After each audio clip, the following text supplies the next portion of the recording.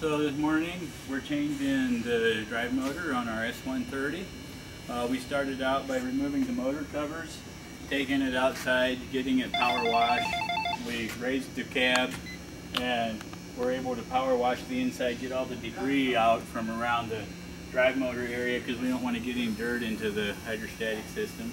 After that, we brought it inside. We raised the lift arm, put the lift arm stop in place, got jack stands underneath the frame so that it's going to stay in place while we're working on it, and removed the wheels for access to the drive motor.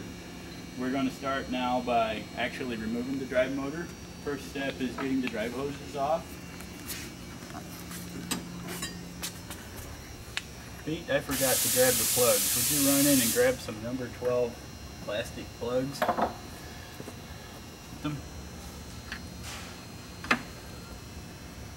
It's kind of hard to exchange the top and the bottom hoses, but if you were to get them back on wrong, the machine would drive backwards. So make a note of which one goes where. That's really the hardest part of the whole thing, is just making sure the hoses get back on in the right spot, and they are kind of hard to mix up. There's also a case drain hose farther back in here.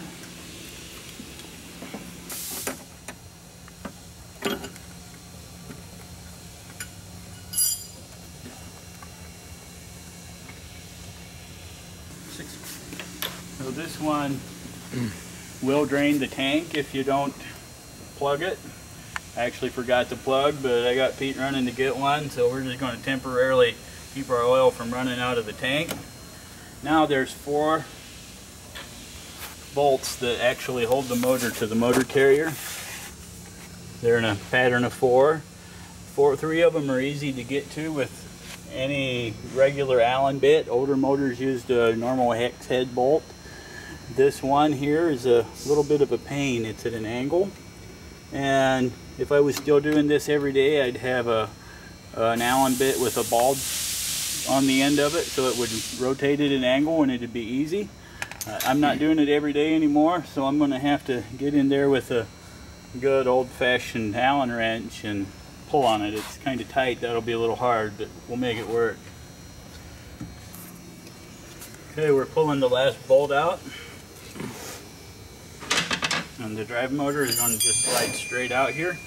It's a little heavy, so we're keeping our fingers not directly underneath it because we don't want it to crush our fingers.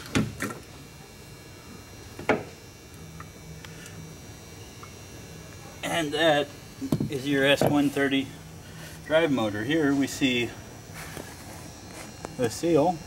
Amazingly, I'm not aware that it was leaking oil into the chain case yet, but typically when that happens, you get too much pressure in this cavity, which then puts stress on this seal up here. And this one still looks fine, but if you're leaking oil into your chain case, you need to pull that seal out and replace that seal. That wasn't the problem on this motor. It looks like we caught that in time. Okay, we're ready to put the motor back on. We're just going to line everything up and slide it in.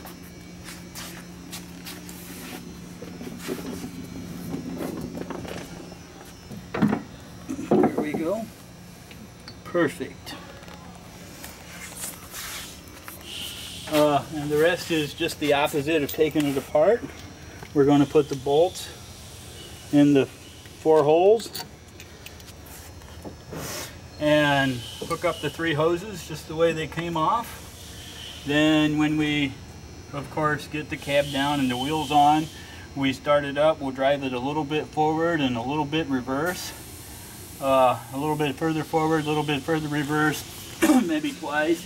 That'll fill the drive motor and the hoses with oil without damaging the system.